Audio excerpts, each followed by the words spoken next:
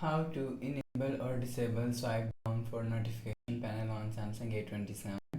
Let's start the video. First of all, go to app library. Here click on settings app. Now in setting, scroll down and click on home screen. After click on home screen, scroll down and you will see swipe down for notification panel is here. If you want to disable swipe down for notification panel, so turn off this button. After turn off this button, swipe down for notification panel is disabled.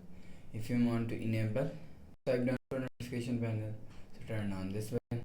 After turn on this button, swipe down for notification panel is enabled. You will enable or disable swipe down for notification here. The process to home screen. Please subscribe for more new latest videos. Thanks for watching.